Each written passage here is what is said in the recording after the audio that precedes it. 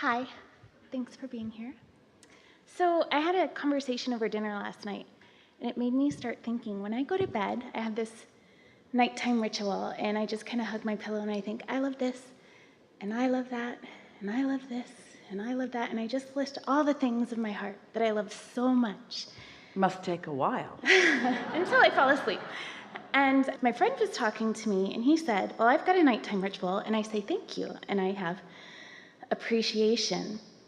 And I was just thinking, I was trying to feel the vibration of love. We like this conversation because it ties back into what we were tiptoeing in earlier about giving and receiving, about them being the same vibration. In other words, when you are appreciating what has been given, it's the same vibration as being thankful for what's been given.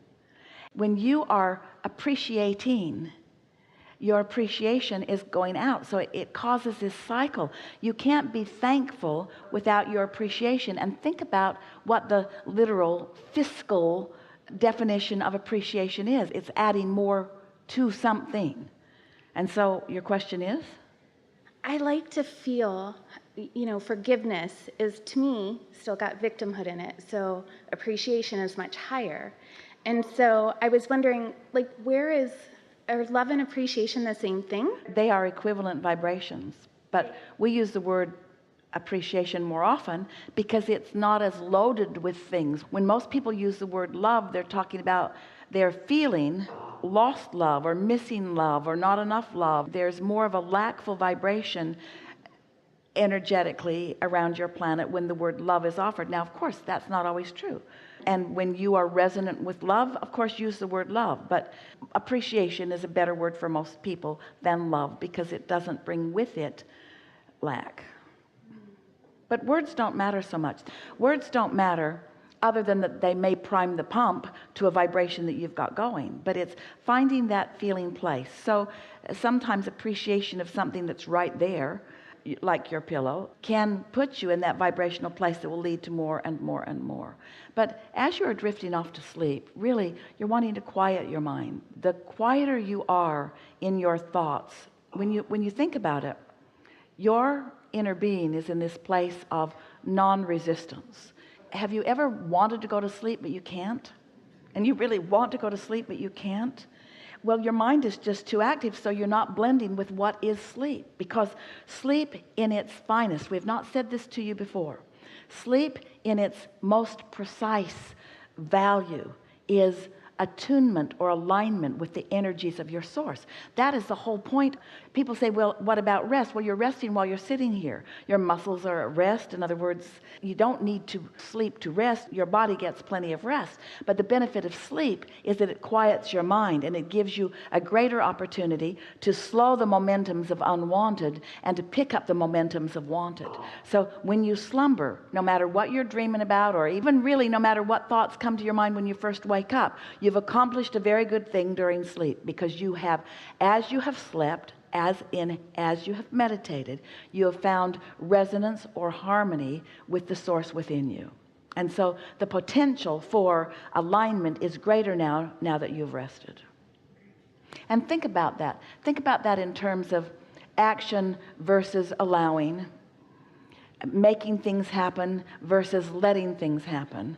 Sometimes people are so determined to make things happen that they don't even let themselves sleep. They don't do the thing that is most conducive to connecting to the power that is who they are. We're not talking about long sleeps. We're not saying you need this much sleep. We're saying just allow yourself that time of alignment so that who you really are can step forward in the day with you. And the more often you do that, then the better every step forward into every day will feel to you, which is the whole point of all of it. Not one of you didn't come here to get stuff done, or to fix stuff that is broken, or to change the world, or to modify the world, or even to figure out what's right and wrong in the world. You came to enjoy your exposure to life and your evolution, which is absolute. Yeah. I had another thought. Sometimes I'm feeling aligned, and I will jump to quickly do something. And I would consider sometimes that's an impulse if I'm not as grounded. If I'm really happy and excited, I'll say, yeah, I'll do that too. Well, you'll get better and better at knowing what satisfaction really is, because a lot of impulses come from pure alignment. But some things that you're calling impulses are jumping out of habit too. So after a while, you'll feel more inclined. You'll feel more inspired. So I was considering it of impulse versus inspiration, but it's not always that an impulse can be bad. So I can have an aligned inspiration as well as an aligned impulse, I'm hearing. Oh, we would put inspiration and impulse often in the very same category. In this conversation of thoughts turning to things, you're going to hear this now like you've never heard it before because of what you've already heard. So you're going to really like this. So vibrations will lead to thoughts, and thoughts will lead to more thoughts, and more thoughts, and more thoughts, and those thoughts will lead to things. In other words, this is a sort of rudimentary explanation of how things become here in your physical environment. And so the vibration that is without resistance will lead to such pleasing thoughts. A vibration that is without resistance must lead to pleasing thoughts. So if the root of the thought that you're thinking now is a vibration with non-resistance, then you're off on a really good foot. Did you follow that? Therefore, if you have meditated into non-resistance, and now there's a vibration that's not discernible. In other words, you can't think vibrations until they get some momentum going. So when you meditate, you allow enough momentum of the vibration to get going that you allow that vibration to turn to a thought. Did you see how that went? You didn't pick up some thought that somebody else had been thinking about that was maybe off course or on course. In other words, you weren't influenced by another thought through conversation, sort of like what's going on here. You allowed the very depth of who you are, the very source of who you are, the very soul of who you are, the very love of who you are, because you meditated and quieted your thought, you allowed that vibration to come into focus. So when the thought came, it felt satisfying. And if you liked it, and if you know that you liked it, and if you're also acknowledging that you allowed that pure thought to occur to you, you were ready to be ready to be ready to be ready. And why were you ready for the thought? Because you quieted your mind. You quieted your mind, so you were ready for alignment. And because you were ready for alignment, now you're ready for that vibration to turn to a thought. Ooh, this is how thoughts turn to things. But you're doing it on purpose. You allowed that vibration to turn to a thought. Now, in the beginning, that vibration may turn to a thought, and right on top of that thought are going to be thoughts that don't feel so good when you think them. Just say to yourself, I'll get better and better and better at this. But in time, you will be able to quiet your mind. You don't even have to go into a meditative trance. You'll just be able to hold yourself in that place where you center yourself. It's like starting at the beginning. It's like building a foundation of a skyscraper that's not stable, and no matter how much you try to stabilize it as you get it up there, in other words, you're trying to retrofit it and make it better and better, if the foundation is not stable, it's going to topple over in a little while. And the foundation of everything that you are about is your connection to source energy, and meditation is the path to that. And so thoughts turning to things, thoughts turning to things, thoughts turning to things, thoughts turning to things. But before thoughts turn to things, vibrations must turn to thoughts.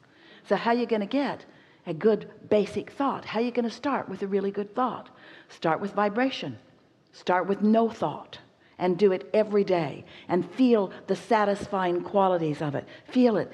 Feel what it feels like to have non-thought, and feel what it feels like to feel your body sort of swooning in this energy of well-being. And there's not a thought in your mind, but you can just feel well-being. It's not thought. You're not thinking about anything. You're not thinking about your body. You're just feeling the satisfaction of this non-thought.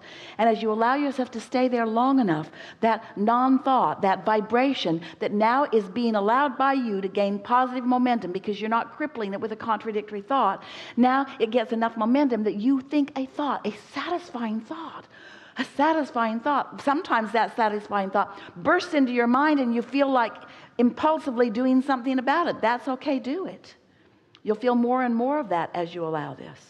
But so many of you start with a problem, a thought about a problem, a thought about a problem to which you want a solution. But in the activation of the problem, you're not ready for the solution. You want to jump right over there to the solution. Take me there to the solution. I'll know it when I see it. No, you won't. No, you won't.